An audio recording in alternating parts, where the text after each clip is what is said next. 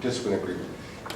And it's each participant in a pairs class acknowledging that they're coming in their own free will, that they know it's not therapy or counseling but education, letting them know ahead of time that part of the goal of the program is to raise the whole range of emotional experiences.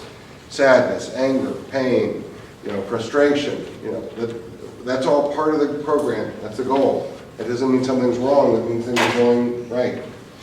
That people can choose to participate or not participate in anything that's offered. Everything we offer is an invitation. If someone for whatever reason says that doesn't fit, I don't want to try that, okay, it's up to them. We don't have all the pieces of the puzzle in people's lives. And they may have whatever reason they have is good enough. So it's always an invitation, never an infliction.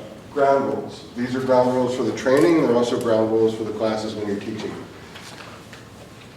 If anyone shares anything in a class that's personal, it's very important to respect their privacy.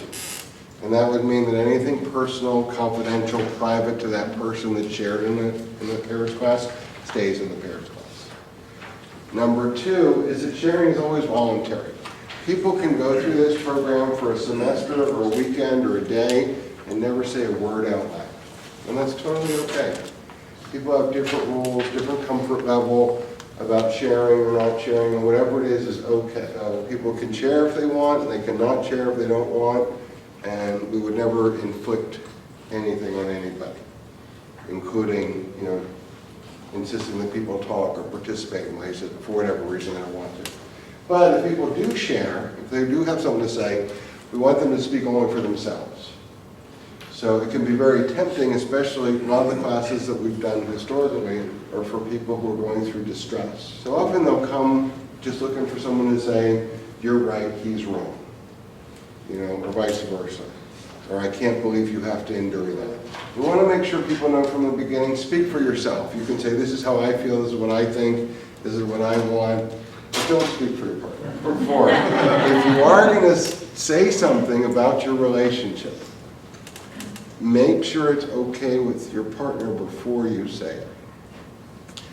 I am happy to say anything about anything in my life. I've gotten over it. Stephanie, she has different rules. And part of loving and respecting her is respecting her rules. So you wouldn't want anyone to say something in a class that's not okay, or publicly in any way, with the person with their partner. So if you're going to ever share about your relationship publicly in the program, make sure it's okay with the other person before. Number 5 is really to enjoy each other. Everybody who comes to one of our programs could have found an excuse not to have come. They could have. Something could have happened. Nobody had to be here. Nobody ever has to be there. Even in the prison, they could have found a way to get out if they wanted to. Maybe not the prison, but the class. So that says a lot about the people who come together. This isn't a program about, refinancing a house or, making better investments or how to tune up your car to get better. This is about what to me is the foundation of our lives. So to be in a room with other people who arrange their lives through all the different things that entails, because nobody just happened to be here, to participate in something like this, that's a big deal. And they can create relationships that can be part of their lives forever.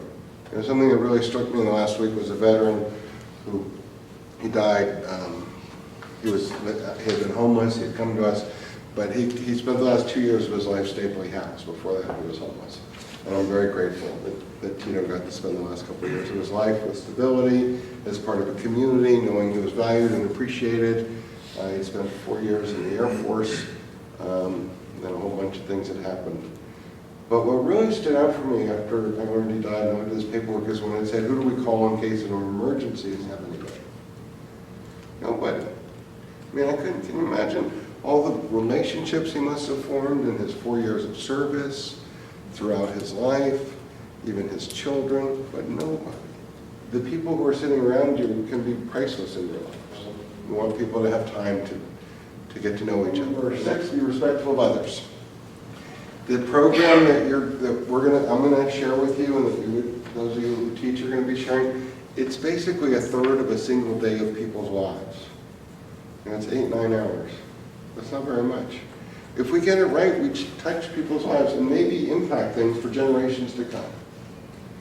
Can you, I mean, in a third of a day, that we have a chance to touch generations long, long, long into the future.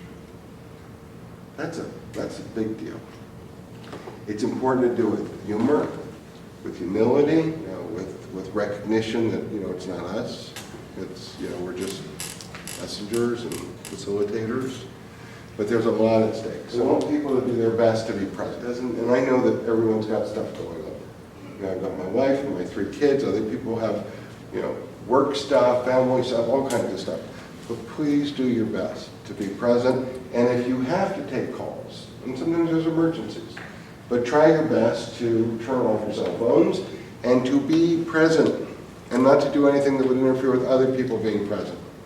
So that you can see, it's like you're like a detective on your own behalf to see what's possible. And you try it on. Try it on, you see what fits, what makes sense, what works for you, what doesn't. Whatever doesn't, let it go. Whatever does, it's yours. So, but trying something on doesn't mean you have to keep it on. See how it fits.